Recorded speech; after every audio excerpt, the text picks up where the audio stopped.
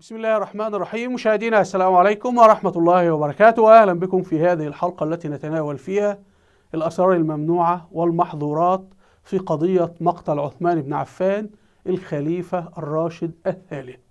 وأي شيخ أو أي عالم يتناول هذه الأسرار يمنع من الخطابة على المنابر، يمنع من الظهور في القنوات الفضائية. تجدون كل المسلسلات التلفزيونية في مصر، في الشام، في المغرب، في تركيا، كلها تحجب هذه الأسرار، بل وتقول الكذب والعكس. هذه الأسرار توضح بكل جلاء أن سيدنا معاذ بن أبي سفيان وابنه يزيد تصدى لمشروع ضخم لهدم الإسلام، كما جرى في هدم المسيحية.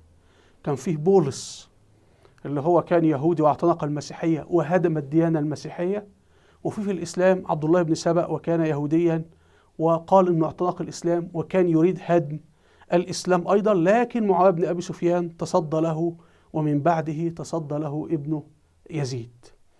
الكتاب احنا هنعرض هذا من خلال كتاب سيف بن عمر، وهو مؤرخ عمل تحقيق ضخم جدا حول هذه القصة، وكتب كتابا عن هذه أو عدة كتب في الواقع عن هذه الأحداث المهمة.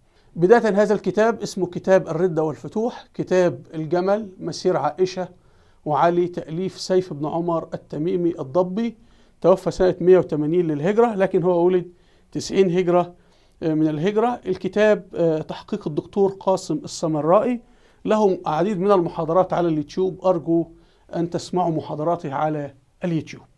سيف بن عمر ولد في المدينة المنورة بعد مقتل عثمان بن عفان رضي الله عنه ب50 سنة، وعاش في المدينة وعاش في الكوفة والبصرة، فهو ذهب إلى أماكن الأحداث والتقى بأبناء من عاصروا واشتركوا وصنعوا بهذه الأحداث. طيب، أهمية مقتل عثمان بن عفان في السياسة الدولية الآن أنه من مقتل عثمان بن عفان جرى تأسيس العديد من الدول في التاريخ الإسلامي. أبرز الدول التي تقوم على عقيدة مقتل عثمان، يعني لدينا دول إيران، العراق، لدينا سوريا، لدينا لبنان، لدينا اليمن. فإذا لحظة مقتل عثمان بن عفان أسست عقيدة جديدة في الإسلام، أسست حتى الآن نحن بنشاهد 5 دول قائمة.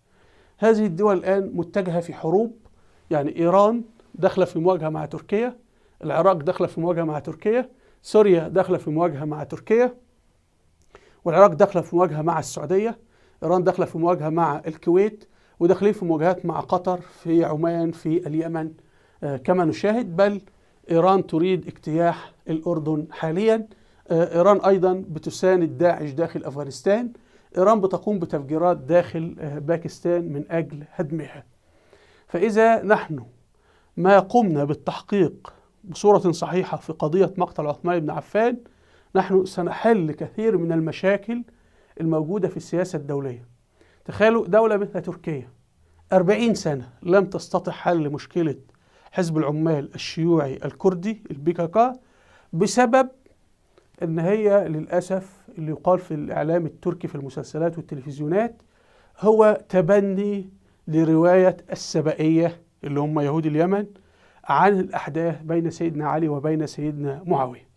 لذلك من يعرف منكم محمد بوزداغ اللي هو أنتج مسلسل أرطغرل ومسلسل عثمان، ودائما في مسلسله يقول أنه يزيد عند الأتراك حاليا رمز الشر، يزيد بن سيدنا معاوية، رغم أنه يزيد أنقذ العالم الإسلامي من كارثة كبيرة. ومن حب السلاطين العثمانيين رحمهم الله لسيدنا معاوية ولابنه يزيد، إن كانوا يسمون أنفسهم بيزيد. لدينا سلطانين عثمانيين اسمهم بيزيد يعني أبو يزيد. أبو يزيد من؟ سيدنا معاوية، وابن يزيد هو الذي قاد الجيوش لفتح القسطنطينية أو اسطنبول. طيب، احنا نبدأ ندخل في موضوعنا، لكن كان هذا صورة عامة عن الأبعاد السياسية والعسكرية للموضوع الذي نتحدث فيه. أولا نأتي إلى سيف بن عمر. ألف عدة كتب وحقق في هذه الوقائع، ولكن هذه الكتب ضاعت لم تصلنا. إنما هناك مؤرخين مسلمين نقلوا عنه مثل الطبري وغيرهم، يعني كتبه كانت موجودة وكان ينقل منها. الدكتور قاسم السامرائي قام بعمل عظيم، وهو أنه استخرج ما نقل عن سيف بن عمر وأعاده في صورة كتاب. يعني الطبري استشهد به في نحو أكثر من 300 رواية وغيره من المؤرخين، فبدأ يأخذ هذه الروايات ويعيد تركيب كتاب سيف بن عمر. يعني ندعو الله أن يكون هذا غالبية ما كتبه سيف بن عمر. وسيف بن عمر روايته تتوافق مع القرآن الكريم. سيف بن عمر عاش من 90 هجري وتوفى 180 هجري، عاش 90 سنة. المشكلة بقى في سيف، دي مشكلة سيف الكبيرة، يعني أن سيف يقول أن عقيدة الشيعة هي أخذت من الديانة اليهودية والمسيحية، وأنها نشأت قبل مقتل عثمان بن عفان، وأن المؤسس لها عبد الله بن سبأ الذي كان يهوديا وكان في اليمن، واليمن كان فيها مسيحيين، فهو خلط بين الديانة المسيحية واليهودية وعمل والإسلام، يعني وضع الديانات الثلاث في الخلاط وطلع دين جديد اللي هو العقيدة الشيعية الرافضية، وهذا قبل علي بن أبي طالب. فهو سيف بيقدم شهادة الميلاد للعقيدة الشيعية، وهذا طبعا الشيعة كانوا يسبون في سيف ولا يزالون. وطبعا سيف ينسف الرواية الشائعة، وأنا كنت أعتقد بصحتها، وهي أن الشيعة هم أتباع سيدنا علي، ثم غالوا في حب علي ثم كذا، لكن هذا الكلام غير صحيح وأنا أتراجع عنه.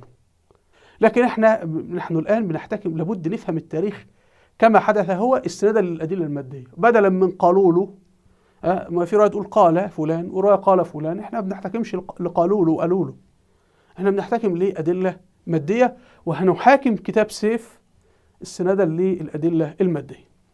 طيب السلفيين أيضا قطاع من مشايخ السلفيين يعادي سيف، واللي يدخل منكم على اليوتيوب يجد يعني سب وطعن في سيف كثيرا جدا. السلفيين كما ذكرنا من قبل هم يتبنون وجهة النظر الشيعية تجاه التاريخ الإسلامي، أن الخلفاء الراشدين 4، وهم ليسوا 4، بل الخلفاء أكثر من 12 خليفة كما في صحيح البخاري وصحيح مسلم، لكن يسيبوا صحيح البخاري وصحيح مسلم ويروحوا يمسكوا في رواية شيعية.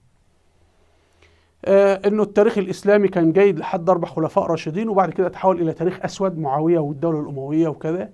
فتجد أن الرؤية السلفية للتاريخ الإسلامي هي رؤية متشيعة. السلفيين هم شيعة السنة.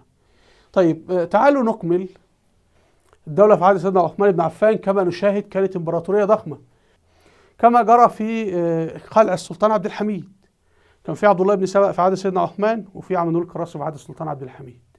وهذا نفس الذي جرى في عهد الرئيس مرسي بالانقلاب العسكري. الرئيس مرسي حرفيا نفس الأشخاص ونفس الأسماء، يعني تغير الأسماء فقط. كي نفهم كيف جرى هذا الانقلاب وكيف 6000 شخص قاموا ونفذوا هذا الانقلاب، لابد ننظر على خريطة الدين في الدولة الخلافة الراشدة. فهذه الدولة أغلب سكانها كانوا من المسيحيين ومن المجوس اللي هم زرادشتين يعبدون النار، ومن اليهود ومن أديان أخرى. لأنه الذي جرى أن جيوش المسلمين خرجت من المدينة وبدأت تفتح بلاد ذات غالبية مسيحية يهودية مثل مصر أو الشام أو اليمن، بلاد فيها يهود وفيها مسيحيين وفيها أحناف. الأحناف يعبدون الله، أبو الرسول اسمه عبد الله. فالعرب كانوا هم أحفاد سيدنا إبراهيم وكانوا يعبدون الله، ولكن كانوا يشركون الأصنام أو الأوثان أو الكواكب مع الله سبحانه وتعالى. وبدأوا ينطلقوا ودخلوا بلاد فارس. بلاد فارس منتشر فيها الدين المجوسي أو عبادة النار. فإذا المسلمون كانوا أقلية في دولة عثمان بن عفان أو دولة الخلافة الراشدة، في مقابل أغلبية أصلا، لأن الدولة دي فتحت في سنوات قليلة. احنا بنتكلم الفتوحات مدى بدأت. الفتوحات بدأت في اتجاه العراق واتجاه الشام واتجاه أبو بكر في عهد أبو بكر الصديق، ثم عمر، ثم عثمان بن عفان. فأبو بكر الصديق 11 هجرية، مقتل عثمان 35 هجرية، يعني 24 سنة. فأنت 24 سنة فتحت كل هذا. يعني مصر فتحت قبل مقتل عثمان بن عفان 12 سنة، فترة قليلة جدا. فإذا أنت أمام دولة متنافرة سكانيا وغير متنافرة دينيا في أديان مختلفة، وحكومتها هي حكومة أقلية أصلا من المسلمين اللي هم موجودين. هذا يشبه الدولة العثمانية أو حكم المسلمين لبلاد البلقان. بلاد البلقان كما تشاهدون فسيفساء، الصرب أرثوذكس، الكروات كاثوليك، هؤلاء ألبان مسلمين، هؤلاء بوسنة مسلمين، وكلهم يتشاكسون ويتعاركون وكذا، والمسلمين لم يكونوا أغلبية أو 50% تقريبا في عدد الدولة العثمانية، فحصلت قلاقل كثيرة. فدي المسألة الأولى. المسألة الثانية، اليمن هي محرك كبير جدا في الفتوحات الإسلامية. يعني قيادة الدولة قريش، يعني قريش في مكة هي اللي بتقود الدولة في كل الاتجاهات. قبيلة قريش اللي منها سيدنا عثمان ومنها سيدنا معاوية ومنها سيدنا علي والعباسيين إلى آخره، لأنه قبيلة قريش هي معروفة لكل العرب.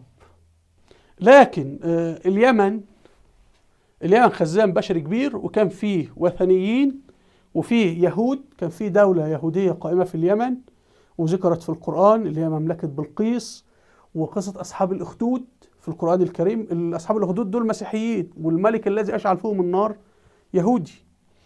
فكان في كتلة سكانية يهودية موجودة هنا. وطبعا هيبدأ سكان اليمن ينطلقوا في الفتوحات الإسلامية في كل الاتجاهات، في الشام، في الكوفة، في مصر، في ليبيا، وحتى اليمنيين وصلوا الأندلس.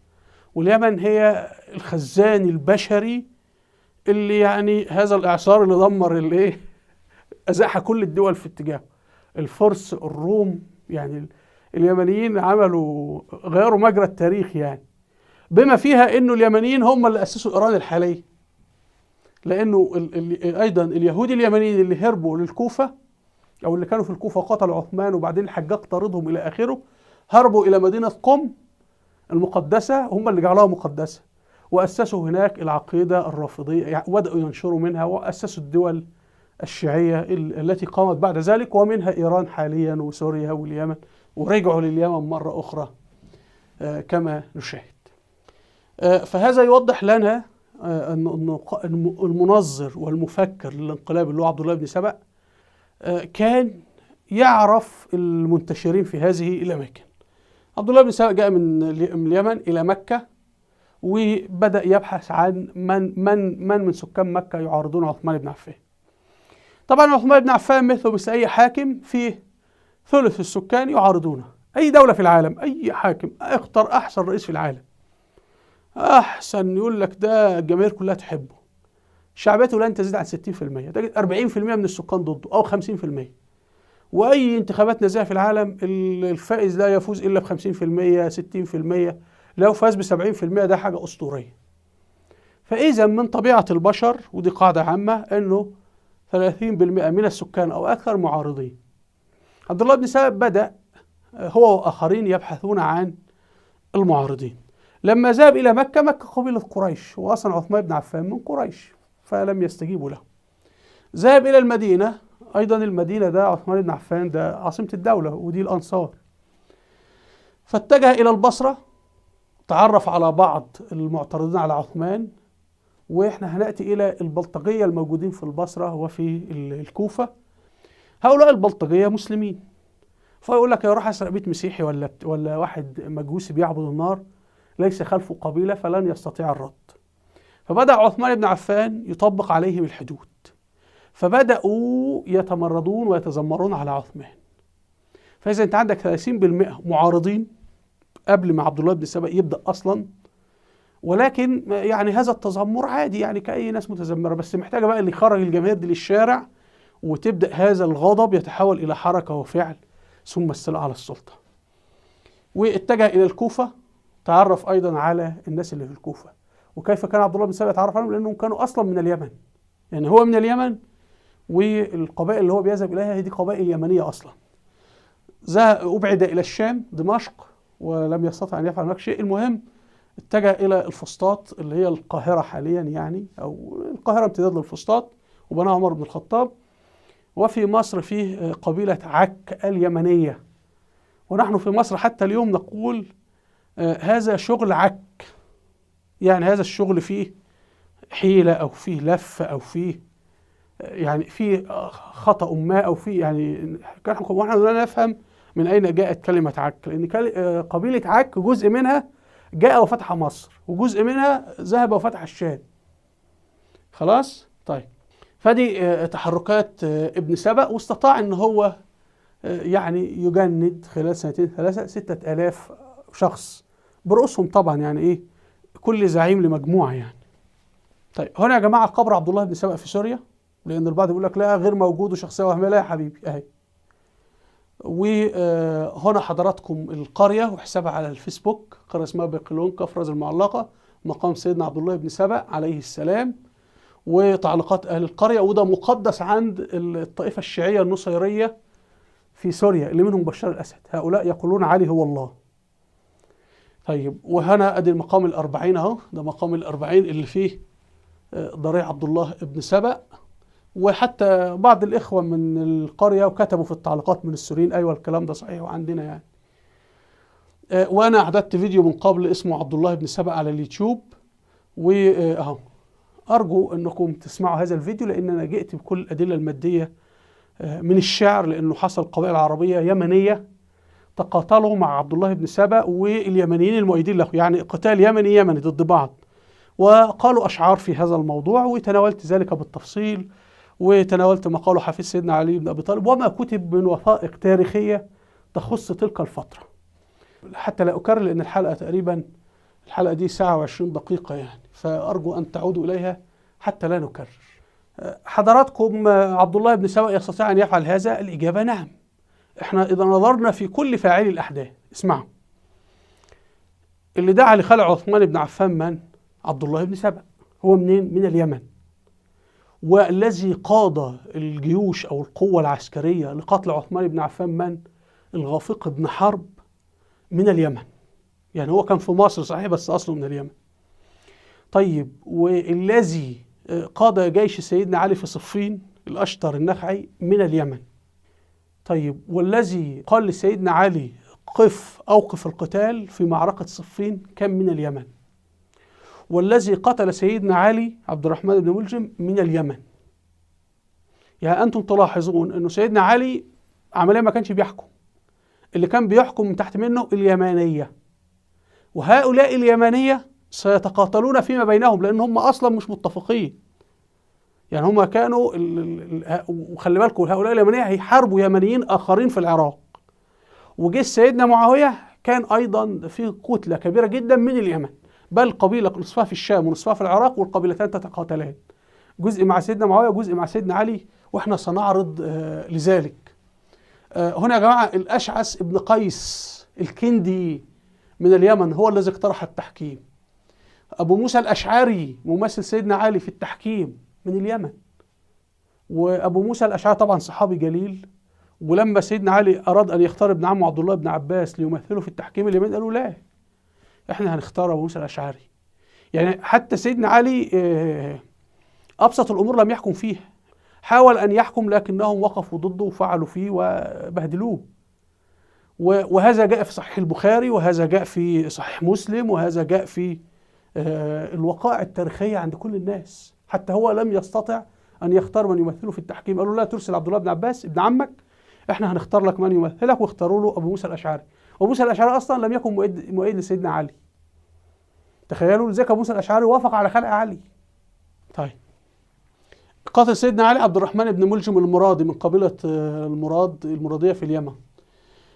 مؤسسي قم في إيران، مؤسسي قم من اليمن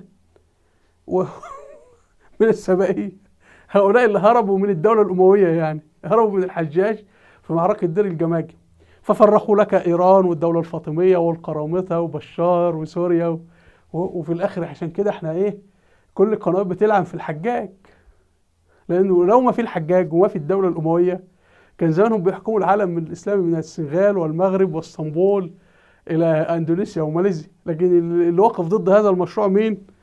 الحجاج والدولة الأموية ويزيد وأبيه معاوية، فلا بد يسبوا ويلعنوا ويشتموا صباح مساء. والمشايخ اللي دولهم كده وبتصرف عليهم أغريسة المخابرات لابد يشتموا طبعا في كل هؤلاء، ويقولوا لا غلطانين، أصل عمار تقتله الفئة الباغية. وده زيادة قال عنها شيخ الإسلام ابن تيمية إن هي أصلا لم أجدها في بعض نسخ البخاري، يعني محتمل تكون مدسوسة. ده اللي بيقوله ابن تيمية. فأنا بستغرب إنه ليه السلفيين، يعني أنتوا سلفيين خليكم سلفيين مثل ابن تيمية.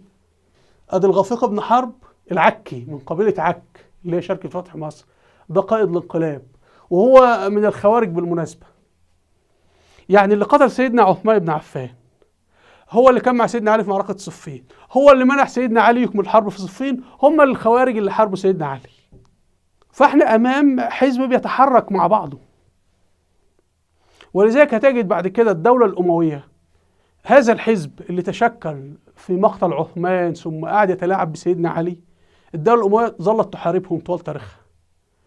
لكن اللي كانوا مع سيدنا علي لأنه هو الخليفة الراشد الكذا، تصالحوا مع الدولة الأموية مع سيدنا معاوية ومع ابنه يزيد، وبل أصبحوا قادة الجيوش كما سنعرض الآن في الدولة الأموية. تعالوا الآن إلى رواية سيف الأحداث. طبعا سيف بن عمر قال إنه هؤلاء تنقلوا وذهبوا إلى دمشق وقابلوا سيدنا معاوية، وبعدين سيدنا معاوية في الآخر أصدر حكمه وقال لسيدنا عثمان لا أريدهم عندي في دمشق. وفيه وصف بينقله لنا سيف عن سيدنا معاوية.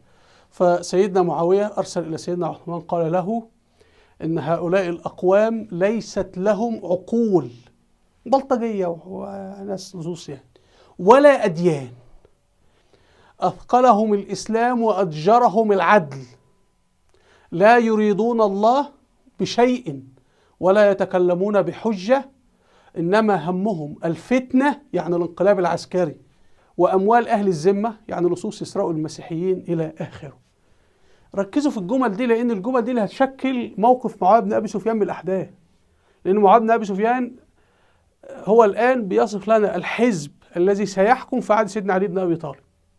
وسيدنا معاوية كان عنده قضيتين، القضية الأولى الثأر مقتل عثمان بن عفان، والقضية الثانية إن هذا الحزب لا يصح له أن يحكم لأنه خطر على الإسلام نفسه، فكان يرفض تسليمه الحكم ويقول لسيدنا علي في النهاية لن يحكم. وفعلا ثبتت الأيام سيدنا علي نفسه توصل إلى هذه النتيجة، وهو هيقولها سيدنا علي كما سنأتي.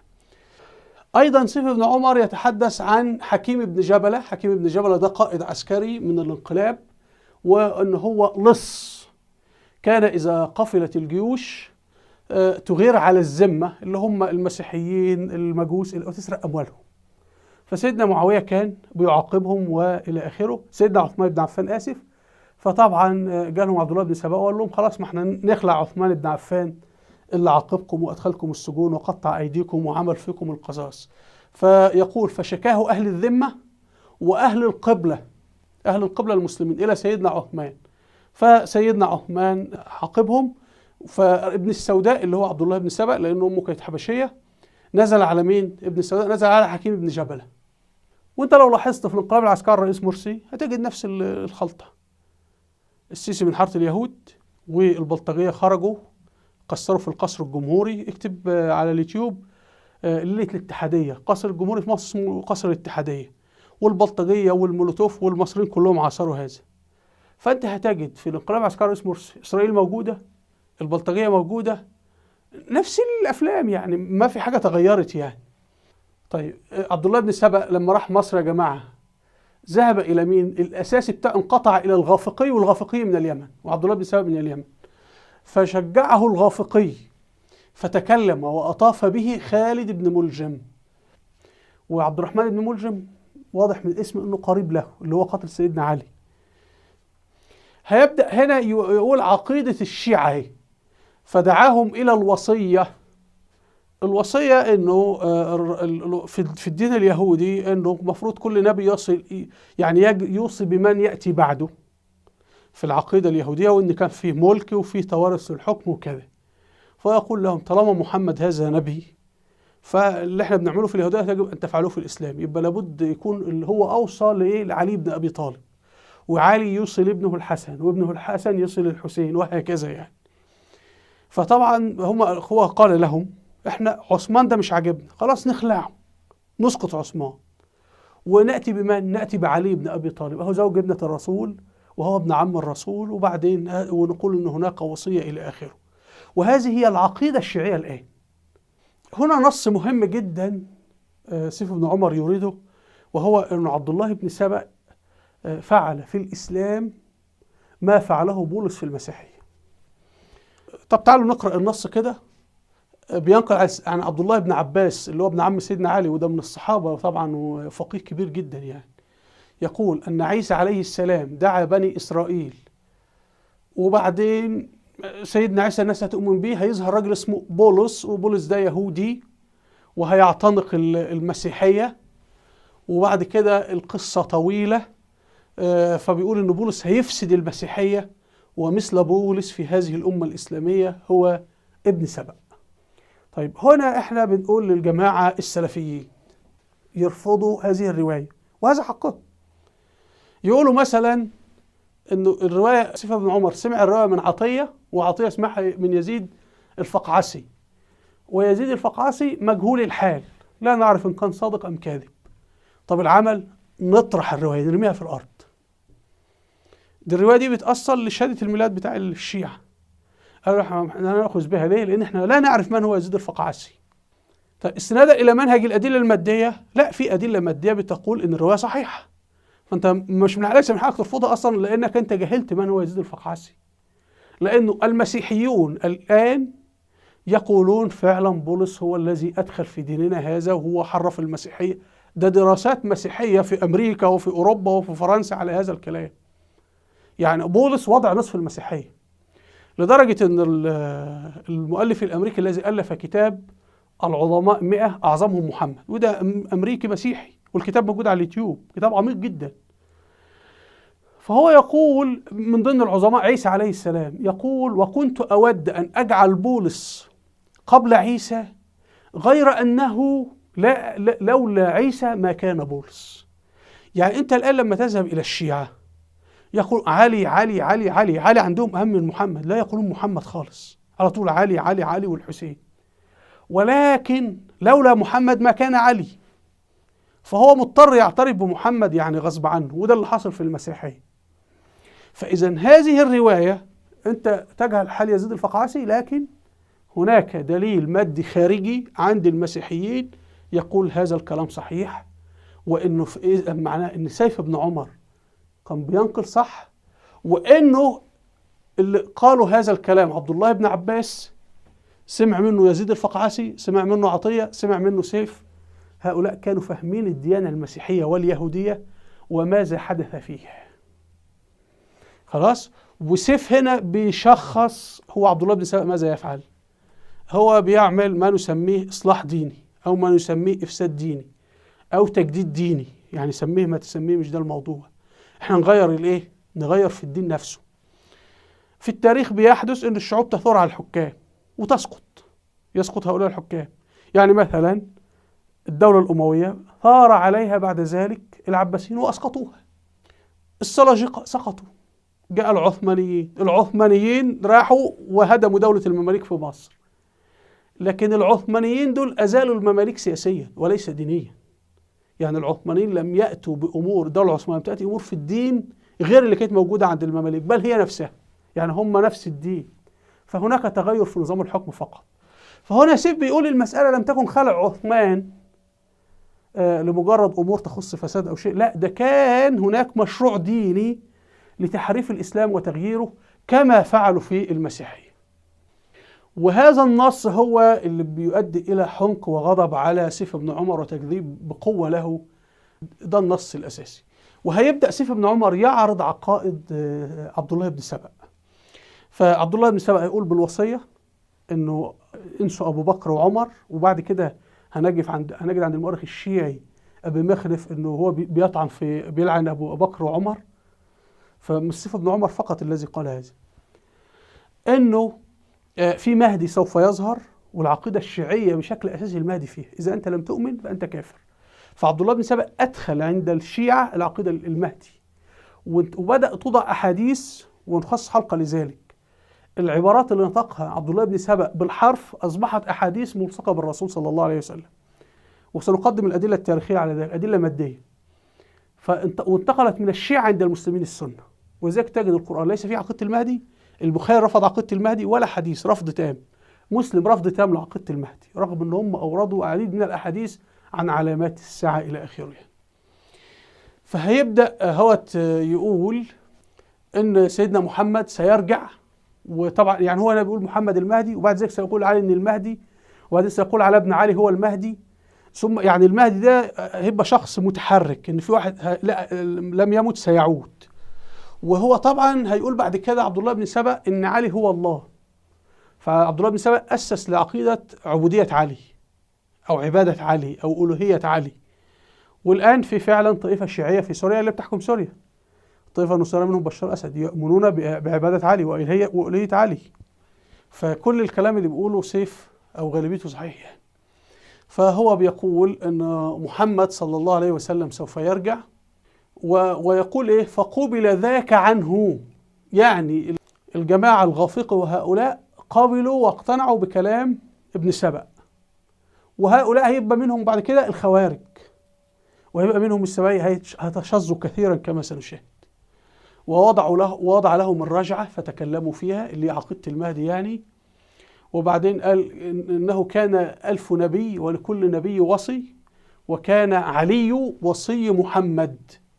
وهذا ما يقوله الآن الشيعة، فده دليل على صحة رواية سيف.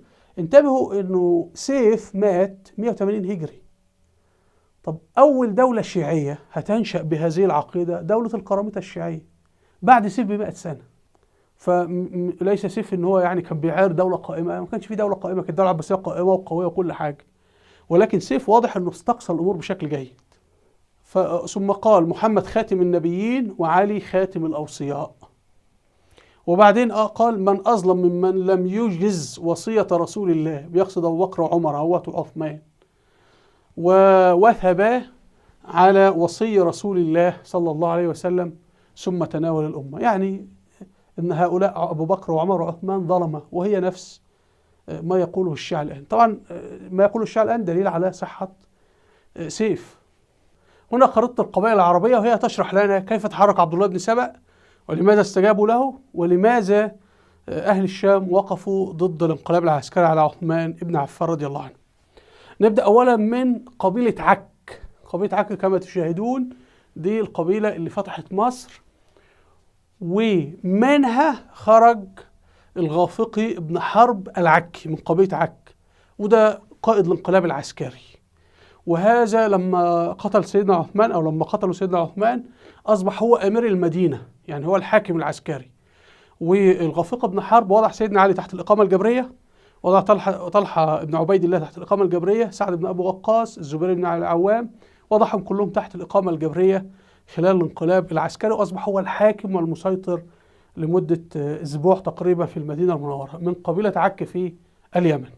طيب عندنا الأشتر النخعي اللي هي من قبيلة نخع. الأشتر النخعي كان قائد في جيش سيدنا علي في معركة صفين، وهيشترك في خلع سيدنا عثمان بن عفان والثورة عليه. طيب عبد الرحمن بن ملجم المرادي من قبيلة مراد أيضا من اليمن وكان في مصر. وطبعا هتجدوا أيضا من قبائل كندة كانت في الكوفة. وطبعا نفس هذه القبائل اليمنية كان فيها جزء في الشام. طيب عبد الله بن سبأ منين يا جماعة؟ من هذه المنطقة. عبد الله بن سبأ ينتقل للبصرة، ومن البصرة يطلع للكوفة، ومن الكوفة على دمشق، ومن على دمشق على مصر. ثم هيبدأ كل هؤلاء يجتمعون ويقومون بعملية قتل عثمان بن عفان رضي الله عنه. فهو يعرف الناس دي قبل كده، يعرفهم أو ينتمون إلى بيئة جغرافية واحدة، فمتقاربين في الفكر، فاهمين بعض إلى آخره، أو في العادات. زوجة سيدنا عثمان بن عفان التي نائلة بنت الفرافصة رضي الله عنها، من هي زوجة عثمان بن عفان؟ زوجته من قبيلة كلب في الشام، وهنا دمشق. طيب وزوجة سيدنا معاوية بن أبي سفيان أم ابنه يزيد منين؟ من قبيلة كلب. فلذلك قبيلة كلب ستقوم بدور رئيسي في التصدي لكل محاولات علي بن أبي طالب الاقتراب من دمشق، لأنه أصلا جيش سيدنا علي فيه قتلت عثمان بن عفان، وهؤلاء لو ذهبوا دمشق هيعملوا مذابح في دمشق. وأهل الشام وخاصة قبيلة كلب لا يقبلون أن يحكموا أصلا، لأن هؤلاء قتلوا زوج ابنتهم عثمان بن عفان، ثم اعتدوا على ابنتهم اللي هي نائلة بنت الفرافصة. ولذلك هنجد أهل الشام رفض تام، لأنه هذا الحزب السابق يتولى الحكم، حتى لو سيدنا علي موجود، لو سيدنا الحسين موجود، لو سيدنا الحسن موجود، هذا الرفض سيستمر حتى بعد قيام الدولة العباسية، رفض رفض تام لهذا الحزب السبئي. نأتي إلى أحداث الانقلاب العسكري. أحداث الانقلاب العسكري هم استغلوا موسم الحج، فخرجوا تواعدوا قالوا نخرج في موسم الحج، كله يخرج، فخرجوا من الفسطاط إلى مكة. فطبعا الناس خارجين، احنا طالعين لمكان حج وطالعين بالسيوف، لأنه القبائل في تلك الفترة كلها مسلحة وكلها تتحرك بالسيوف والسلاح. والحج طبعا كل الناس في مكة، الناس خلاص خلصت حج وروحت، فهم طلعوا على المدينة المنورة، وبعد ما طلعوا للشمال رجعوا تاني إلى المدينة المنورة تحت مسميات كثيرة لا وقت لها الآن، وأرسلوا عيون وجواسيس إلى داخل المدينة يرون هل في قوات عسكرية داخل المدينة أو شيء، فوجدوا المدينة فارغة، فدخلوا جوه المدينة وعسكروا، سيطرة على المدينة المنورة.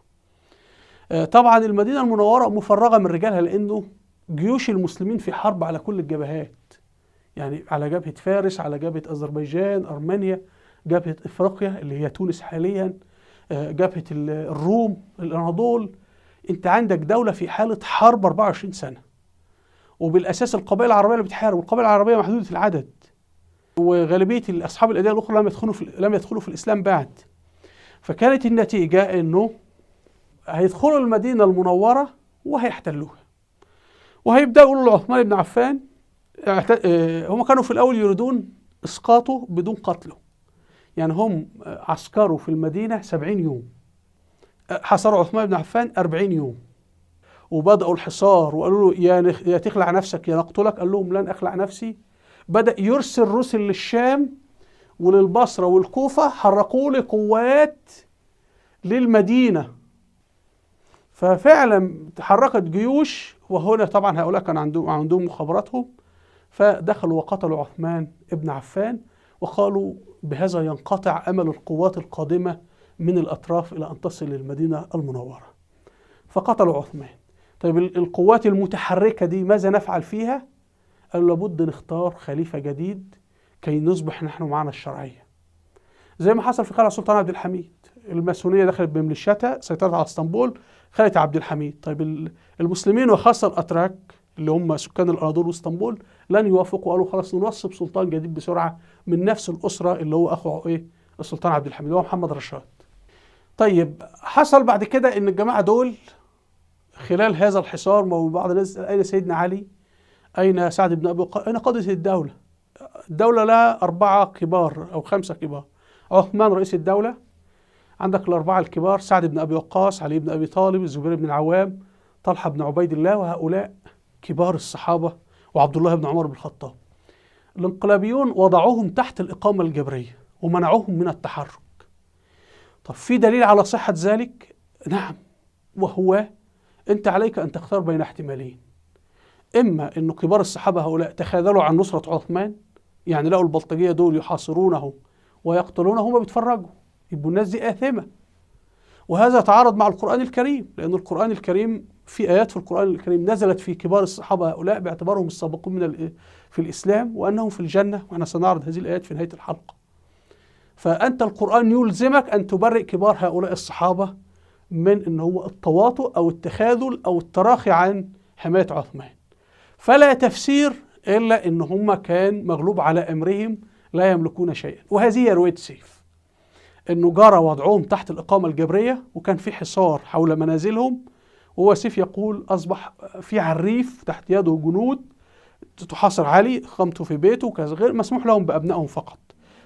نأتي هنا إلى لحظات قتل عثمان بن عفان، وهي طبعا فيها مأساة. يعني مثلا ضربوه في المسجد أكثر من مرة، منعوه من الصلاة في المسجد، منعوه من الخروج من بيته 18 يوما. مقتل الحسين ولا حاجة بجوار مقتل عثمان بن عفان. عثمان بن عفان ده راجل أهم من الحسين بكثير، الخليفة الثالث من 10 المبشرين بالجنة، صاحب فتوحات إسلامية، هو اللي عمل المصحف. عثمان بن عفان عمره 83 سنة، الخليفة الشرعي للدولة. لكن سيدنا الحسين ده كان رايح يقاتل وكان رايح يحكم، يعني خرج في طلب حكم، فهو رايح عارف انه رايح قد يقتل او يقتل، اصلا ده رايح في حرب، هو طالع لهذا. وبعدين المعركة استمرت يوم وقيل ساعة يعني. لكن مقتل سيدنا عثمان كارثة بكل المقاييس يعني، حتى على الأثر التاريخي يعني. طيب تعالوا للحظات قتل عثمان بن عفان رضي الله عنه لما ضربوه بجريدة، وبعدين بأحذيتهم ضربوا رأسه وبعثروا المصحف الذي كان يقرأ منه، ثم قطعوا يد زوجته نائلة بنت الفرافصة رضي الله عنها، ثم ضربوها في مؤخرتها، وقالوا إن يعني فخذها تخين ومليان يعني. طبعا مين اللي هيغضب لذلك؟ أهل الشام، ويغضب أهل مكة، ويغضب أهل المدينة، وإحنا هنشاهد الأحداث الآن. يقول سيف: ثار قطيرة من قتلة عثمان، وسودان ابن حمران السكونيان من اليمن هم، والغافقي اللي هو غافق بن حرب من اليمن، فضربه الغافقي، ضرب سيدنا عثمان بجريدة معه، وضرب المصحف برجله، فاستدار المصحف وانتشر فاستقر بين يديه وسالت الدماء. السؤال: ما هي عقيدة الغافقي؟ الغافقي هو القائد الانقلابي العسكري، وعبد الله بن سبأ هو المنظر، وسيف يقول ان الغافقي هو الذي اعطى عبد الله بن سبأ فرصة انه ينشر افكاره. ما مصير الغافقي بن حرب ودوره وتاريخه؟ ارجو منكم تكتبوا في التعليقات. يقول: وجاء سودان ابن حمران ليضربه عثمان بن عفان، اضربه بالسيف، فأكبت عليه زوجته نائلة، واتقت السيف بيدها فتعمدها ونفح أصابعها، قطعت أصابعها، فأطن أصابع يدها وولت، فغمز أوراقها، يعني ضربها في فخذيها يعني، وقال إنها لكيدة العكيزة، يعني ضخمة يعني مؤخرتها أو فخذيها، وضرب عثمان فقتله. وطبعا لكيدة العكيزة دي فيها إهانة لقبيلة كلب ولقريش أصلا ولكل المسلمين يعني. وده يرينا لماذا موقف سيدنا عثمان بكل هذه القوة. سيدنا معاوية بن أبي سفيان، سيدنا معاوية لما بلغوا خبر مقتل عثمان بن عفان عملوا سر، والمخابرات بتاعته لما أتت له بهذا الخبر قال بيت شعر يطلب من قائله أن يحتفظ بهذا الموضوع سر، وبعدين حرك قوات في الطرق تقتل كل القادمين من قتلة عثمان إلى مصر. أرجو من الإخوة اللي يدركوا الشعر أو لهم خبرة بالشعر يكتبوا لنا في التعليقات التفسير، لأنه هذا البيت من الشعر قالوا سيدنا معاوية في مقتل عثمان بن عفان يشرح نظرته للأمور كلها، وبناء عليه يترتب موقفه من رفض مبايعة علي بن أبي طالب. قال سيدنا معاوية لمن أبلغه بخبر مقتل عثمان، قال له: هل بلغك شيء؟ يعني في شخص بيقول لسيدنا معاوية: هل بلغك شيء؟ فتمثل معاوية قائلا: ألم تسمع بمعركة اليهود وقتل أزينة ابن أبي الكنود؟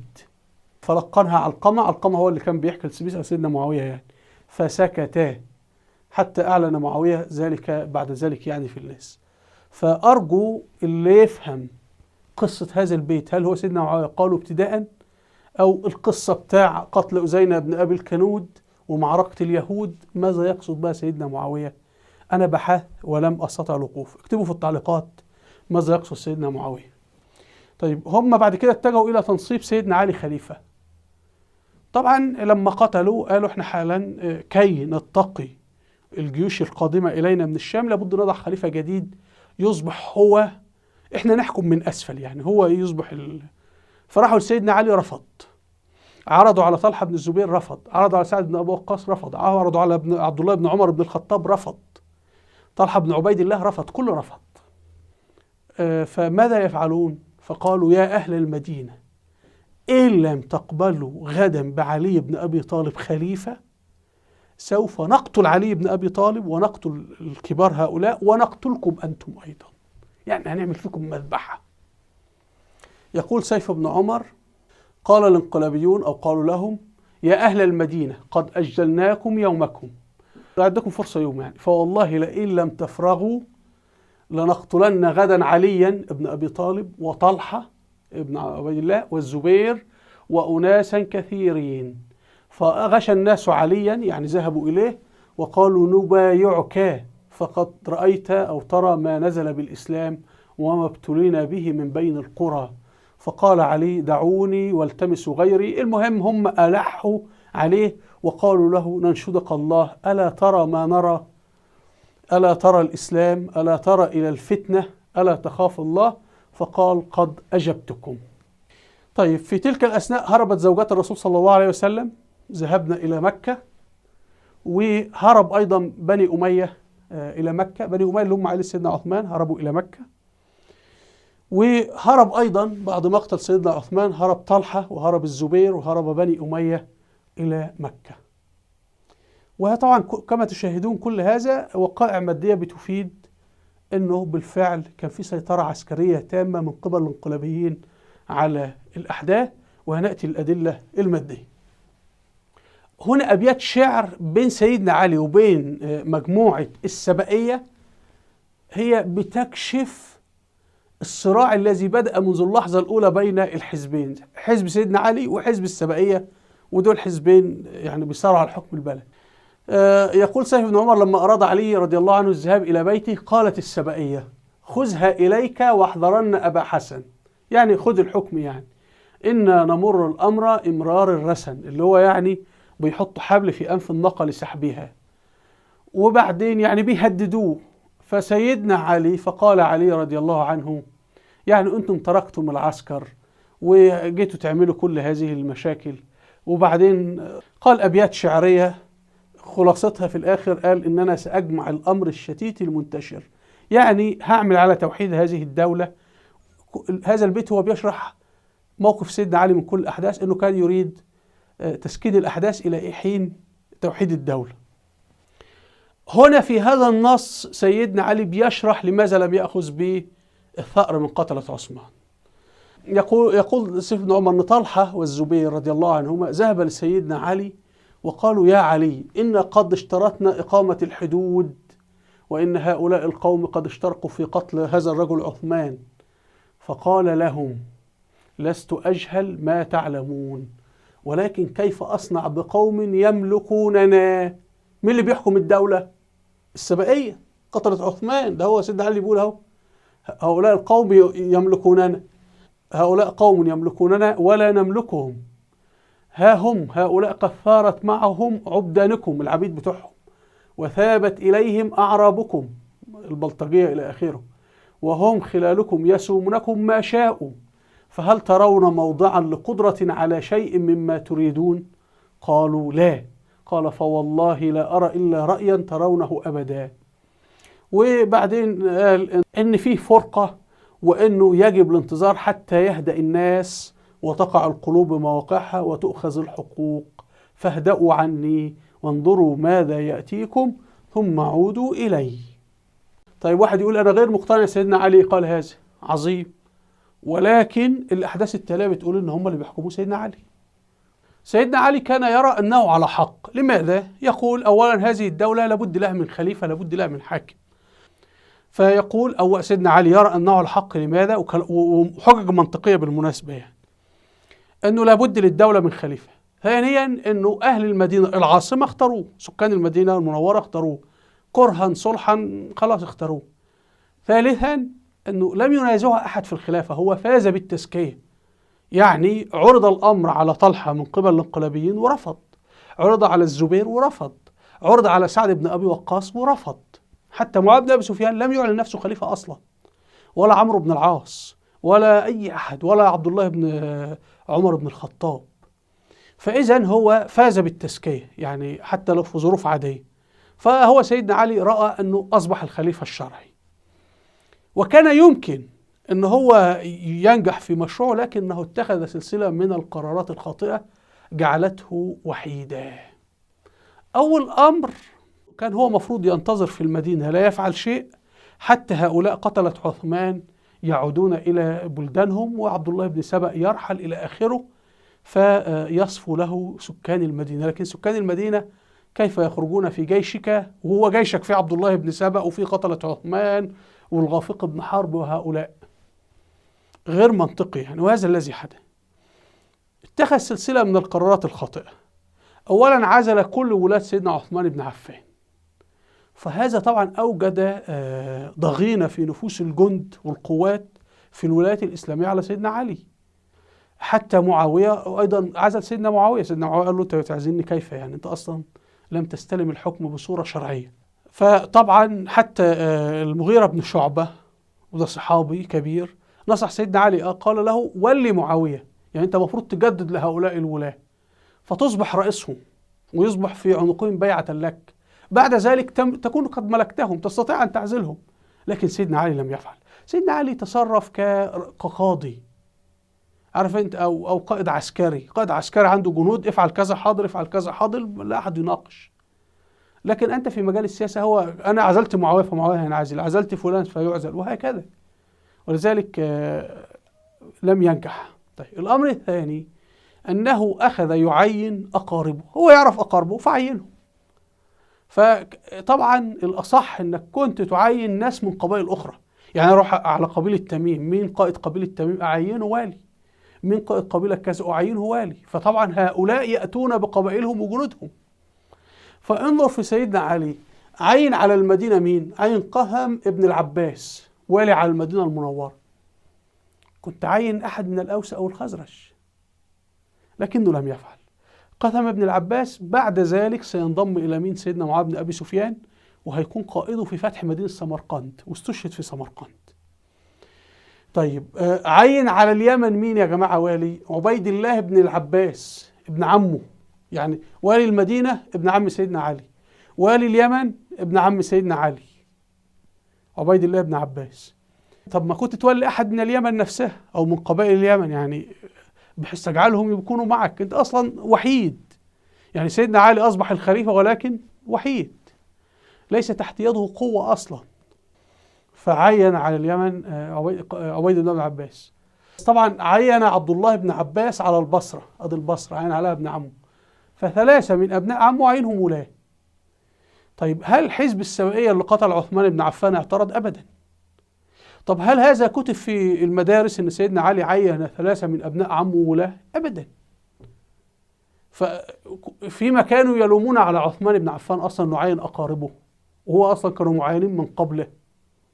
هينجم عن ذلك لما سيدنا معاوية يرسل جيش للاستيلاء على المدينة، والي سيدنا علي بن عمه يهرب، وسكان المدينة لم يقاوموا أصلا. هم قالوا سيدنا علي احنا بايعناك على شرط لن نحارب معك. الجيش راح لمكة استولى عليه، راح لليمن جيش سيدنا معاوية، والي سيدنا علي هرب من اليمن، سكان اليمن رفضوا له. فانتبهوا، يعني سكان اليمن لا عرضوا سيدنا علي ولا أيدوه أصلا، ولا سكان مكة أيدوا سيدنا علي ولا سكان المدينة. فأنت هتجد أنه اللي وقف مع سيدنا علي كانت الكوفة فقط، اللي هي مركز القتل بتاع سيدنا عثمان. طب الثلاثة هؤلاء اللي عينهم سيدنا علي بعد ذلك سيصبحون من قادة الدولة الأموية وقادة عثمان بن عفان رضي الله عنه، قادة معاوية بن أبي سفيان رضي الله عنه. فانظر كيف نظروا الأمور ده، لأنه ده دليل على أنه سيدنا معاوية كان على حق. احنا فاتنا طبعا أنه قتلت عثمان، بعضهم رجع للبصرة، بعضهم رجع للكوفة. اللي حاولوا يرجعوا لمصر حصل أنه سيدنا معاوية بن أبي سفيان رضي الله عنه وضع لهم فرق استخبارات قتلتهم في الطريق. معاوية عمل الموضوع سري، ومعاوية طبعا كان عنده جهاز استخباراتي رهيب. يعني هنا حضراتكم موقف كبار الصحابة مع علي ولا مع معاوية؟ لما ننظر في موقف كبار الصحابة وفي سكان المدينة، من لا يؤيد علي؟ يعني هو لا يعارض علي ولا يحمل السلاح ضد علي ولا السيف ضد علي. لكن لما سيدنا علي يقول له اخرج حارب معي، يقول له لا، يعني لا يسمع ولا يطيع له. تعالوا شوفوا معارضة سيدنا علي. المدينة رفضت تخرج مع سيدنا علي في أي حرب أو قتال. مكة رفضت تخرج مع سيدنا علي في أي حرب أو قتال. اليمن رفضت تخرج مع سيدنا علي في أي حرب أو قتال. دمشق رفضت تخرج مع سيدنا علي في أي حرب أو قتال. مصر كانت معاه في الأول وفقد السيطرة عليها بعد ذلك. طب تعالى في كبار الصحابة، انظروا حضراتكم. أولا زوجات النبي السيدة عائشة وغيرها لم تقف ضد علي، لكن لم تؤيده. سنأتي للمعركة الجمل. الزبير بن العوام، الزبير بن العوام من كبار الصحابة وكان ممكن يكون خليفة، بايع سيدنا علي لكن هرب. هو أتوا بالسيف على رأسه، وقالوا تبايع علي في الجامع، وطلحة، يعني الكبار الصحابة بايعوا تحت السيف. ايه الدليل على صدق رواية سيف بن عمر؟ الدليل المادي ان هؤلاء كبار الصحابة والسيدة عائشة لما كانوا في مكة طلعوا بجيش الى البصرة في معركة موقعة الجمل ليقتلوا قتلة عثمان الذين عادوا الى البصرة. نستفيد من ذلك امرين: ذهبوا الى البصرة دون استئذان من علي بن ابي طالب، يعني هم لا يطيعونه.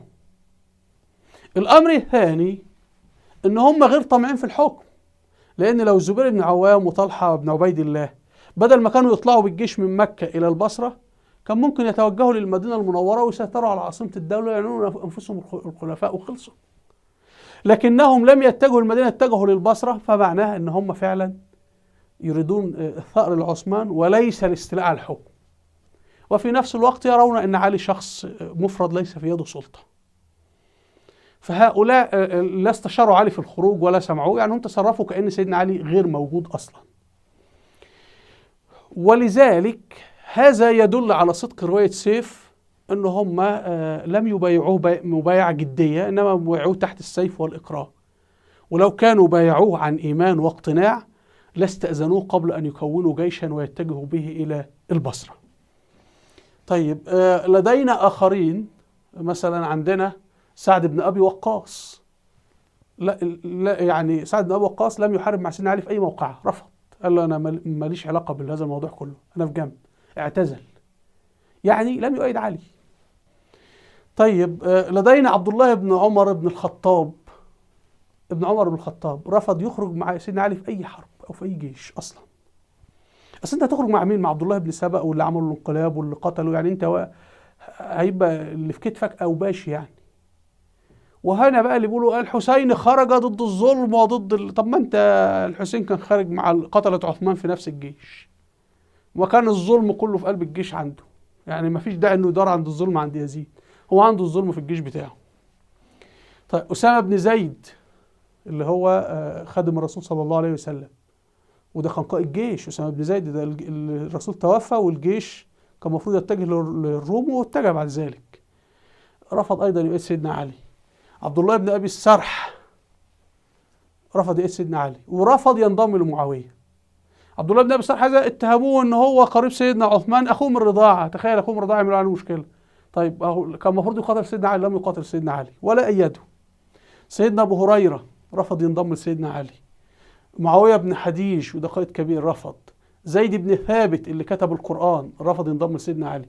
أبو موسى الأشعري رفض يخرج في جيش سيدنا علي في معركة صفين.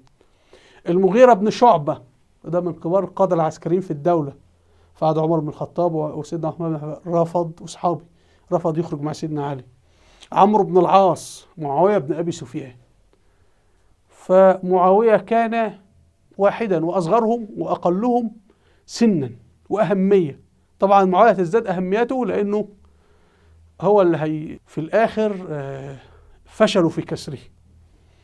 طيب، فهذا يرينا أنه مقولة أن سيدنا علي كان على حق لم تكن مسألة واضحة، بدليل أن كل هؤلاء الكبار الصحابة لو كانوا رأوا أن سيدنا علي على حق معه حق في الماء لأطاعوه وخرجوا معه في جيشه في كل المعارك اللي خاضها، لكنهم رفضوه. الرواية المنسوبة للرسول صلى الله عليه وسلم أن عمار بن ياسر تقتله الفئة الباغية، عبارة تقتله الفئة الباغية، شيخ الإسلام ابن تيمية يقول بعض نسخ البخاري اللي موجودة في عهده لم تصلنا، لم تكن موجودة فيه، لكن وصلنا كتاب ابن تيمية يعني، وطبعا لا أحد يتحدث عن هذا الأمر يعني. نأتي إلى موقعة الجمل الذي جرى سيدنا علي في المدينة المنورة وعبد الله بن سبأ وهؤلاء في المدينة المنورة الحكام الجدد للدولة. فالسيدة عائشة وطلحة والزبير انطلقوا إلى البصرة اللي فيها قتلة عثمان بعضهم، وبالفعل قتلوا بعض قتلة عثمان بن عفان. هنا سيدنا علي قال أنا الخليفة، لا يجوز أن أي قوات تتحرك إلا بإذني ويجب منعهم. كلامه صحيح من الناحية النظرية. هناك من أشاروا عليه قالوا خلاص اتركوا القوتين اللي هم قتلة عثمان أو بعض قتلة عثمان في البصرة وجيش طلحة والزبير يتقاتلان وبعدين أنت تخرج من الموضوع. لكن هو للأسف قرر أنه ينطلق من المدينة ويوقفهم في الطريق، لكن هم سبقوه ولم تكن معه قوات أصلا لأن سكان المدينة رفضوا الخروج معه. فاتجه إلى الكوفة. الكوفة معسكر جيش أصلا، وفيها بعض القبائل، يعني فيها الأشتر النخعي له هناك أتباع، فلان له أتباع إلى آخره. فأخذ هذه القوة واتجه بها إلى الجمل، أو إلى اللي ما يعرف بموقعة الجمل ده عند البصرة. وحصلت مفاوضات واتفقوا على الصلح، وأنا لا أريد الدخول في تفاصيل ما جرى لأنه مذكور في كتاب سيف بن عمر. اقرأوا الكتاب، والكتاب موجود مسموع على اليوتيوب. لكن جماعة السبائية وكما يقول سيف بن عمر وعددهم 600 أنشبوا القتال، بدأوا بالقتال والنبل إلى آخره، وقتلت عثمان. قالوا والله نقتل علي بن أبي طالب، يعني بعضهم قالوا نقتل علي فيصبح المسلمون بلا خليفة مرة أخرى وهذه الدولة تتشظى. لكن عبد الله بن سبأ قال لهم لا، بل نجعل علي وطلحة والزبير يتقاتلان، وأنشبوا القتال فيما بين الطرفين، وقتل خلق كثير، قتل طلحة وقتل الزبير. هنا نكتشف أن سيدنا علي فاقد السيطرة على جيشه، فالجيش يتحرك بدون إذنه وبدون علمه. وفي نفس الوقت انتبهوا، لأن القرآن يحدد هنا أن رواية سيف صحيحة. لو قلنا أن سيدنا علي قرر أن يقاتل طلحة والزبير ويقتلهما، وطلحة والزبير من العشر المبشرين بالجنة، في هذه الحالة سيدنا علي قاتل، فحاشاه أن يكون قاتلا. فرواية سيف بن عمر تبرئ سيدنا علي من أنه قاتل، يعني رواية سيف بن عمر تقول أن سيدنا علي فاقد السيطرة على الجيش، والجيش كان يتحرك دون إذنه ودون علمه. وهنا طبعا هنجد في تصرف خطأ من سيدنا علي وتصرف خطأ من طلحة والزبير، أنه بما أنكم الوضع فوضوي فالأصح أن تجعل هذه القوات بعيدة عن بعضها البعض. لكن للأسف سيدنا علي لم يتخذ الإجراءات الأحوط. طيب بعد ذلك سيدنا علي هيعمل ايه؟ هيتحرك بقواته يتجه إلى الشام. هو طبعا هدفه يوصل إلى دمشق، ولكن طبعا هنا معاوية بن أبي سفيان تحرك وقابله في معركة صفين. طبعا هذه المنطقة صحراوية وفيها نهري دجلة نهر الفرات، ففيه طريق محدد لابد يقطعه سيدنا علي. وهتجدوا أن سيدنا معاوية هنا كانت معركته معركة دفاعية كما نشاهد، يعني هو لم يبادر بحرب سيدنا علي. طبعا معركة صفين استمرت فترة طويلة جدا، يعني قيل شهرين وقيل 3 أشهر، واختلفوا في توقيت القتال إلى آخره. يعني الروايات تقول سيدنا علي كان أقرب للنصر. سيف بن عمر لا يروي موقعة صفين، ولكن هنا خرج من؟ خرج الخوارج اللي هم منين؟ اللي شاركوا في قتل سيدنا عثمان، وقالوا له لا تكمل المعركة ولا حكم إلا لله. وهؤلاء الخوارج انسحبوا من موقعة صفين. هؤلاء الخوارج لما انسحبوا، لما رجعوا لم يرجعوا للكوفة عاصمة سيدنا علي، بل عادوا إلى موقعة النهروان. وسيدنا علي لما أراد أن يوصل القتال قال والله إذا وصلت القتال إحنا هنحاربك أنت. فمرة أخرى يثبت لنا أن سيدنا علي لم يكن يحكم الدولة، يعني كل الانفلاتات والتفلتات جيش سيدنا علي ده خليط غير متجانس. جيش سيدنا معاوية منضبط، أهل الشام كان عندهم انضباط، وذلك هتجد كل الفرق، الشيعة الإسماعيلية الحشاشين كل القرامطة الدروز كله خرج منين؟ من المعسكر اللي فيه سيدنا علي رضي الله عنه. بعد ذلك سيدنا علي هينشغل في الصراع داخل معسكره. سيدنا معاوية يرسل جيش لمصر بقيادة عمرو بن العاص، هيسيطر على مصر. يرسل جيش المدينة، هيسيطر على المدينة، هيسيطر على مكة، هيسيطر على اليمن. بل وصل الأمر يا جماعة أنه سيدنا علي فقد السيطرة على الكوفة نفسها، كان العراق كلها تمردات إلى آخره. ففي الآخر الخوارج قتل واحد منهم عبد الرحمن بن ملجم، قتل سيدنا علي.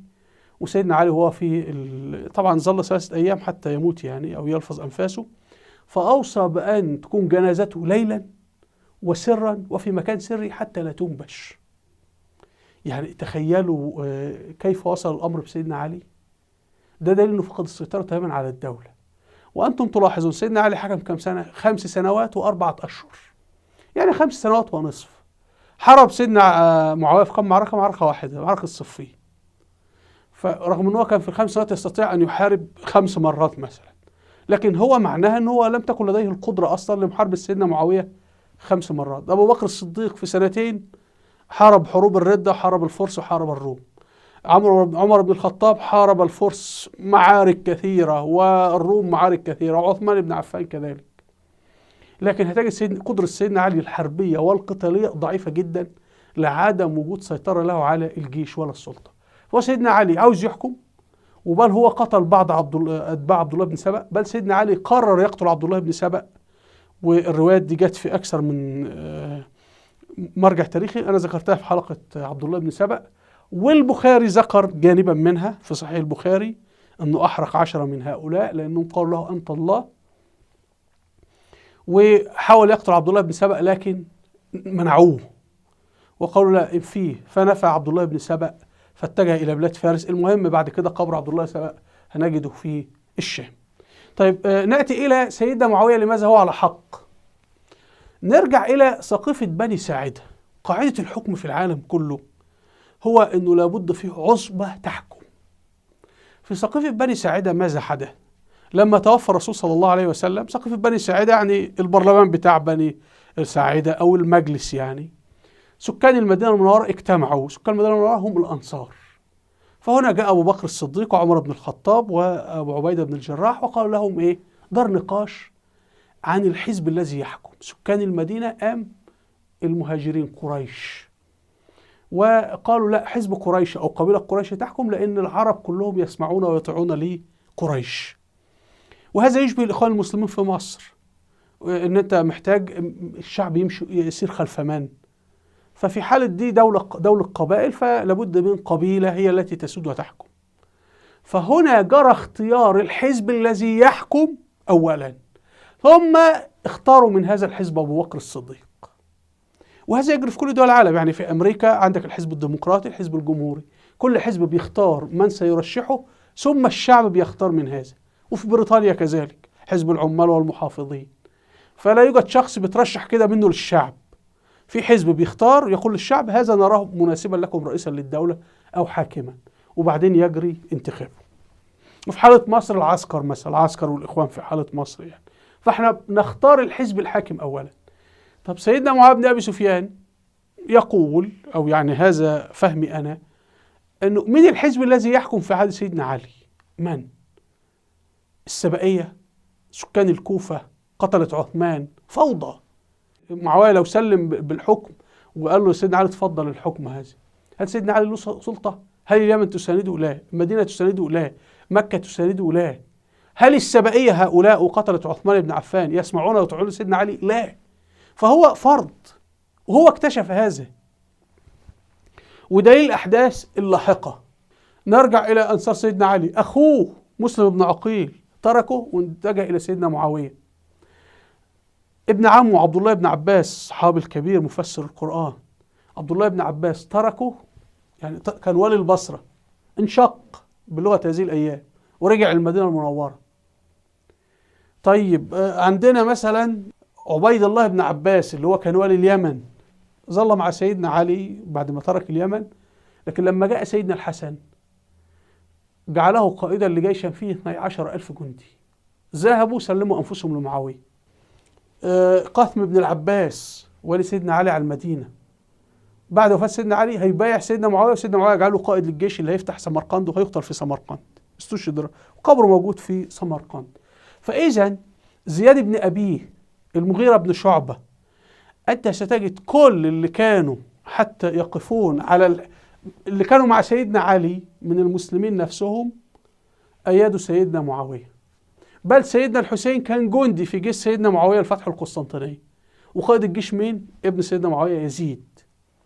أبو أيوب الأنصاري كان مع سيدنا علي، أيد سيدنا معاوية بعد ذلك وأصبح في جندي في جيش سيدنا معاوية لفتح اسطنبول واستشهد، وضريحه موجود في اسطنبول حاليا. فأنت تجد كل من كانوا مع سيدنا علي انضموا لسيدنا معاوية ولابنه يزيد فيما بعد. عبد الله بن عمر بن الخطاب كذلك. فيه جانب آخر يتعلق بهذا الصراع، وهو فكرة الحزب الذي يحكم كما تناولنا، وهو احنا لدينا 3 كتل رئيسية أو عندنا 4 كتل. عندنا حزب الحجاز اللي هو في مكة والمدينة، الحزب المؤسس للدولة، وهذا الحزب عجز عن حماية مقر الحكم، يعني قتل عثمان بن عفان الخليفة واحتلت المدينة، ولذلك بعد مقتل عثمان بن عفان لم تعد المدينة عاصمة للدولة منذ تلك اللحظة حتى يومنا هذا. يعني حتى بعد ما سقطت الدولة الأموية والعباسية لم تعد المدينة عاصمة أبدا، لأنه هذا الحزب أصبح ضعيفا ولا يصلح لقادة الدولة، لأن كل رجاله فرغوا وذهبوا في الفتوحات الإسلامية في أقاصي الأرض، فالحجاز فرغ من رجاله. فإذا هل هذا الحزب يصلح للحكم؟ لا، حتى سيدنا علي نفسه تركه وغادر. طيب، فتبقى لدينا حزب العراق بقيادة سيدنا علي وحزب الشام بقيادة معاوية. حزب العراق في قتلة عثمان، وحزب العراق حزب متشاكس وحزب محارب لبعضه، الخوارج على قتلة عثمان، على اللي مؤيد سيدنا علي، وكلهم بيحاربوا بعض. يعني هو بيحاربوا معاوية ثم يحاربون فيما بينهم ببعض. فأي حزب هذا الذي يحكم الدولة؟ فلا يتبقى إلا حزب الشام. فوفقا للقاعدة احنا بنختار الحزب الذي يحكم كما اخترنا قريش أولا بعد وفاة الرسول. فالآن من الحزب الذي يحق له أن يحكم؟ الحزب المنضبط القوي المتماسك اللي يقوم بأمر الإسلام هو حزب الشام. طب حزب الشام من تريدون؟ قالوا نريد معاوية. خلاص، معاوية هو الخليفة الشرعي. وانتبهوا، معاوية أصلا راجل ضعيف، ده مفرد. يعني معاوية منين أصلا يا جماعة؟ معاوية ده راجل ذهب من مكة إلى الشام. يعني قبيلة معاوية قريش في مكة بعيد عنه 1500 كيلو أصلا. فمعاوية نفر بطوله، لو أهل الشام لا يريدونه يخلعوه يرموه، لكن هو أهل الشام يريدونه، فهو جرى انتخابه ديمقراطيا. وهذه قبائل مسلحة، يعني معاوية ليس عنده جيش خاص به يستطيع أنه يسحق هذه القبائل، لا أبدا. دي قبائل شامية على قبائل يمنية، وهم كما شرحنا كان ابنتهم نائلة بنت الفرافصة رضي الله عنها. هذا يرينا في مقتل الحسين الثلاثة أحزاب. حزب الشام تختاروا مين؟ قالوا اختار يزيد. طيب، حزب الحجاز المدينة بايعت يزيد، مكة بايعت يزيد. طب سيدنا الحسين موجود في المدينة وعاوز يعمل تمرد عسكري، سكان المدينة أيدوا سيدنا الحسين؟ قالوا لا، رفضوا. سيدنا الحسين ترك المدينة، اتجه من المدينة إلى مكة وذهب إلى مكة اللي فيها قبيلته قريش، وعاوز يعمل تمرد عسكري ويرى نفسه الأصلح للخلافة. هل سكان مكة أيدوه؟ لا. قريش أيدته؟ لا. بني هاشم عائلته القريبة أيدته؟ لا. أولاد عمه أبناء عمومته أبناء سيدنا العباس أيدوه؟ لا. بل في بعض أخوات سيدنا الحسين رفضوا يخرجوا معاه. فسيدنا الحسين اتجه لفين؟ للكوفة. الكوفة أرسلوا له. الكوفة مين؟ اللي قتلوا سيدنا عثمان واللي فيهم السبائية واللي هم حتى شوفوا الكلمة اللي هي معترف بها من المسلمين السنة والشيعة. عبد الله بن عباس ابن عم سيدنا الحسين أو عمه، وسيدنا الحسين خارج من مكة إلى الكوفة، ماذا قال له؟ قال له: أتذهب إلى قوم قتلوا أبيك وغدروا بأخيك أو خذلوا أخيك؟ يعني لو سيدنا الحسين حكم الدولة دي من الكوفة ويزيد سلمه الحكم، كمان الحزب الذي سيحكم حزب قتل عثمان وقتل علي وخان وغدر بالحسن بعد ذلك. وبالفعل هذا الذي حدث. هو لما اتجه للكوفة ماذا فعل؟ خذلوه وخانوه. فتخيلوا لو سيدنا الحسين أصبح خليفة وهذا هو الحزب الذي يحكم حزب الكوفة، وجاء الروم هجموا على أرض الدولة، من كان سيدافع عن الدولة؟ اللي غدروا بسيدنا الحسين؟ اللي قتلوا سيدنا علي؟ اللي قتلوا سيدنا عثمان؟ من كان يدافع عن الدولة من الدولة البيزنطية وإحنا دولة في حالة حرب؟ من؟ حزب الكوفة اللي كله متشاكس، اللي لم يحسم معركة صفين حتى ما حسمها. فإحنا كنا نسلم الدولة لمين أصلا؟ الدولة تسلم لمين؟ والله سيدنا الحسين يعني نظرته إيه السياسية للأمور أنا لا أعرف، لكن أنت رايح لمن؟ إلى أين تذهب أصلا؟ إلى سكان الكوفة؟ هم أقاربه أصلا، عائلة تقول له أنت رايح فين؟ ولو استلمت الحكم هيحصل إيه؟ وسكان الشام طبعا لا يمكن أصلا، لا مصلحة الإسلام ولا مصلحة الدولة تسمح أبدا أن سكان الكوفة يستلموا الحكم. كما قال الوالي الأموي الحجاج بن يوسف الثقفي: يا أهل الكوفة يا أهل الشقاق والنفاق. طيب خد عندك بقى الدولة الأموية هتدخل بعد مقتل الحسين، هتدخل في حرب مع سكان الكوفة أكتر من مرة. هيحصل ايه؟ هيهربوا، خاصة في معركة دير الجماجم. اللي هيهرب هيروح الأحواز ويأسسوا دولة القرامطة اللي هتيجي بعد كده تجتاح المدينة وتجتاح مكة وتقتل الناس.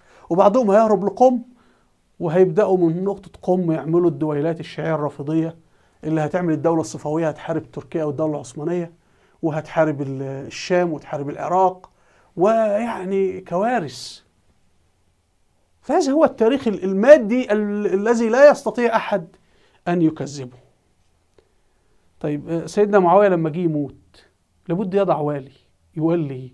سيدنا أبو بكر ولى من بعده، سيدنا عمر، سيدنا عثمان لم يولى، حصل الكارثة، فلابد يولي. أهل الشام أنتوا عايزين مين؟ قالوا عايزين يزيد. طب هو سيدنا علي لما جه يموت أهل العراق اختاروا مين؟ ابنه الحسن. وأنا طبعا تناولت ذلك، يعني مسألة توريث الحكم لم تعد محل خلاف أصلا، لأنه الناس إما لا تسير خلف نكرة، الناس تسير خلف شخص معروف بإنجازاته كأبو بكر الصديق، عمر، عثمان، علي، معاوية، أو شخص معروف بنسبه، أبوه كان ملك، أبوه كان معروف، مثل الحسن والحسين، أبوهم كان علي بن أبي طالب. لكن لو الحسن والحسين ليس أبوهم علي بن أبي طالب، ولا كان أهل العراق ولوهم أصلا ولا أي حاجة. ولو يزيد ليس أبيه معاوية ولا كان ولا حاجة. فإذا أهل الشام اختاروا من؟ اختاروا يزيد بعد معاوية. نفس فكرة الحسن. هل سيدنا معاوية كان يستطيع أن يفرض على أهل الشام تولية يزيد؟ أبدا، لأن هذه قبائل ومعاوية أجنبي أصلا. احنا بنأتي القرآن الكريم ونقول أن رواية سيف بن عمر تتوافق مع القرآن الكريم. الله سبحانه وتعالى يقول: والسابقون الأولون، يعني منهم علي بن أبي طالب وسعد بن أبي وقاص وكبار الصحابة هؤلاء. ربنا بيقول إن السابقون الأولون من المهاجرين والأنصار والذين اتبعوهم، الذين اتبعوه هنا معاوية بن أبي سفيان رضي الله عنه، بإحسان رضي الله عنهم ورضوا عنه وأعد لهم جنات تجري تحتها الأنهار خالدين فيها أبدا. فإذا بنص القرآن سيدنا علي في الجنة، سيدنا معاوية في الجنة، الصحابة في الجنة. سيف بن عمر روايته كلها لا تخرج عن هذه الآية، يعني هي في الطريق هذه الآية، أن سيدنا علي حاول يوحد الدولة ولكن كان في متآمرين قتلوه، وأن سيدنا معاوية لم ينازعه في الحكم، وطلحة والزبير لم ينازعوه في الحكم، وإلى آخره. إحنا شرحنا فسيف ما في حاجة فيه تخالف القرآن. الله سبحانه وتعالى يقول: لا يستوي منكم من أنفق من قبل الفتح مثل طلحة والزبير وسعد بن أبي وقاص وعلي بن أبي طالب وقاتل، أولئك أعظم درجة من الذين أنفقوا من بعد وقاتلوا، يعني أفضل من معاوية. فإذا بنص القرآن سيدنا علي بن أبي طالب أفضل من سيدنا معاوية، ولكن مصلحة الدولة في أن يتولى سيدنا معاوية الخلافة. انتبهوا، سيدنا علي أفضل من سيدنا خالد بن الوليد، ولكن سيدنا خالد بن الوليد أفضل في قيادة الجيوش. سيدنا علي أفضل من سيدنا عمرو بن العاص، لكن سيدنا عمرو بن العاص أفضل في قيادة الجيوش. سيدنا سعد بن أبي وقاص أعتبره أفضل من سيدنا علي، لأنه من السابقين في الإسلام مع سيدنا علي، وأكبر منه سنا، وأكثر فتوحات إسلامية من سيدنا علي. المهم يبقى واضح لنا كلاهما عنده جانب من الحق، سيدنا علي وسيدنا معاوية كما طرحنا، وكلاهما عنده وجهة نظر. وحضراتكم أنت وأخيك بتتشاجران، وكل منكما يعتقد أنه على حق. فإما الأب بيفصل، في حالة بقى أبوكم ميت، ما أنتوا يتيمين، في هذه الحالة تضربوا بعض لحد ما يبقى في واحد ينتصر على الآخر ويفرض رأيه، وهذا هو الذي جرى، والأمر انتهى بانتصار سيدنا معاوية سواء بالحرب أو بالسياسة كما رأينا. نعود إلى مسألة مهمة، وهي أن علماء الحديث يقولون على سيف بن عمر أنه متروك الحديث، ولم يقولوا أنه كذاب. ما متروك الحديث؟ المشكلة في سيف بن عمر، وهي طبعا دي ليست مشكلة، يعني سيف بن عمر ليس محدث، يعني ليس يروي أحاديث عن الرسول صلى الله عليه وسلم، هذا مؤرخ محقق. فهو معايير الحديث مفروض اتصال الإسناد، لكن في التاريخ لا، غير مطلوب اتصال الإسناد. كيف؟ حضراتكم حرب أمريكا في العراق، كي نرويها بسند اليوم نحن الآن، كم ألف جندي أمريكي شاركوا في حرب العراق؟ عندنا 150 ألف جندي أمريكي. كم جندي عراقي؟ 1,000,000 جندي عراقي. يبقى احنا عندنا كم شخص سند؟ يعني كم رجال الشهود على هذه الحرب؟ 1,000,000 شخص. يعني فأنت كي نقعد نذكر نقول حدث كذا كذا وهذا رواه لنا فلان، احنا محتاجين نعمل مجلدات للإسناد. غير ان الوقائع كثيرة أصلا ومعقدة. غزوة بدر مثلا، غزوة بدر فيها 1000 جندي من الكفار، 300 جندي من المسلمين. عدد الرواه في هذه الحالة كام؟ الشهود 1300 راوي.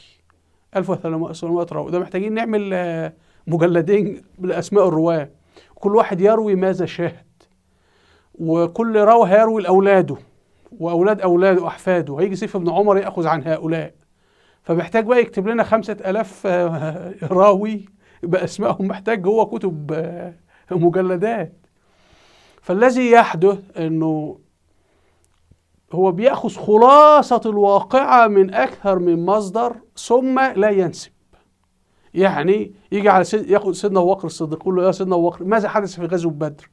فسيدنا أبو بكر يقول له حدث كذا كذا كذا كذا كذا كذا، ويحكي الكفار عملوا ايه وكذا. لكن سيدنا أبو بكر هنا لن يقول له هذه الجزئية رواها لي فلان وهذه الجزئية رواها لي فلان.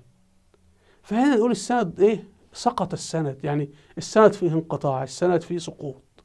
لكن احنا بناخد هنا بنقول رواية سيف صحيحة لأنها بتستند للأدلة المادية اللي حصلت كما عرضنا في الحلقة. علم الحديث يقوم على ده حديث الرسول صلى الله عليه وسلم، فيجب التشدد فيه، وبيكون حديث الرسول أصلا سطرين 5 أسطر، فسهل انت تجيب سنده يعني ما يكونش حديث مزدوج أو مركب. فهمنا؟ ولابد من التشدد فيه. وأحيانا لا توجد أدلة مادية على حديث الرسول، يعني الرسول إذا واحد بيسأله أنا لو شربت ماء في نهار رمضان وأنا ناسي أفطر ولا أصوم؟ دي ما فيهاش واقع مادي، يعني ليس فيها أدلة مادية كي تقبلها أو ترفضها. لكن في حالة سيف بن عمر عندنا أدلة مادية، قبور، شواهد، تحركات قادة عسكريين، مواقف الصحابة، نستطيع أن نستشف منها هل رواية سيف تتسق مع الأدلة المادية الموجودة أم لا. ختاما يا جماعة، لماذا الأحاديث المكذوبة على الرسول، الحديث الشائع الموجودة في المستدرك بتطلع على المنابر؟ لماذا الأحاديث اللي وضعها الرواه الشيعة وموجودة في مسند الإمام أحمد بن حنبل تطلع على المنابر؟ بينما ما قاله سيف بن عمر، وهو الرجل أبعد ما يكون عن أن يكون شيعيا بأي حال من الأحوال، والرجل مسلم سني ويرى أن سيدنا علي على حق وسيدنا معاوية على حق وكلاهما صحابيان جليلان إلى آخره، وشرح وقائع كأن أنت تسمع الكتاب كأنك بتشاهد الحدث أمامك.